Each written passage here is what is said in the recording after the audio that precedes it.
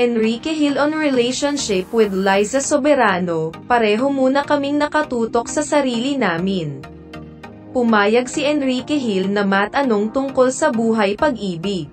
Sa kanyang pahayag, ibinahagi ni Enrique kung ano ang naging kasunduan nila ni Liza Soberano. Napabalita noong nakaraang taon na hiwalay na ang dalawa. Pero sa recent interviews, may mga pahayag si Enrique na indikasyong sila pa rin ni Liza.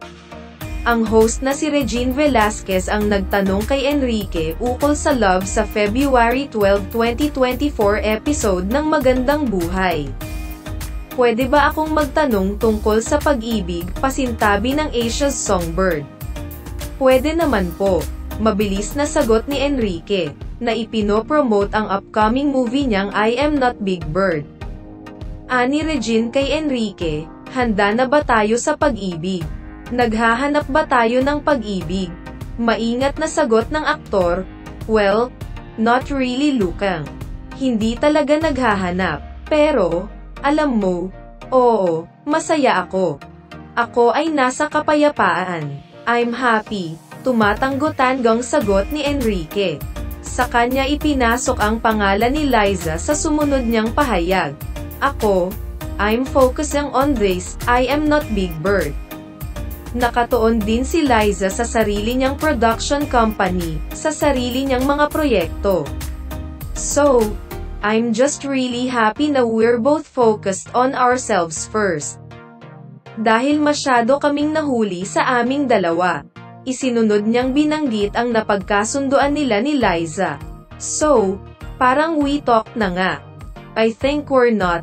Maganda rin talaga ito para sa sarili nating landas sa career, para lang umunlad.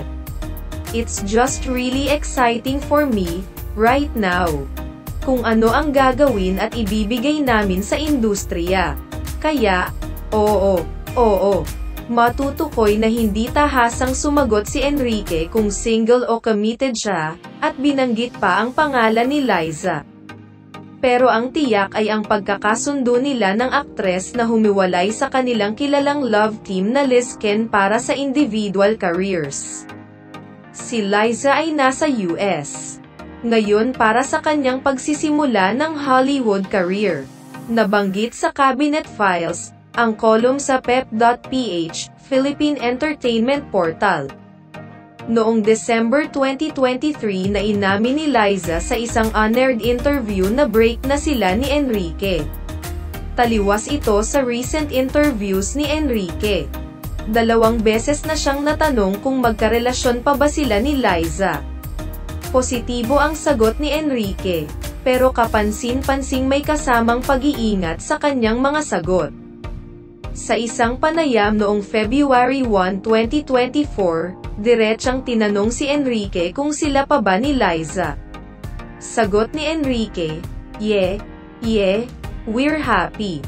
We're just really busy. I think we just realized na, sa buhay, parang hindi dapat palagi tayong nakasentro sa isa't isa. Marami tayong magagawa, mas lumago, mas makakamit. At ito ay nagpapaganda sa atin.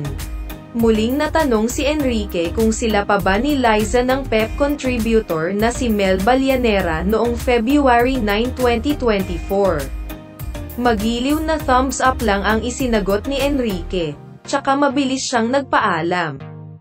Hudyat ng pagtatapos ng interview.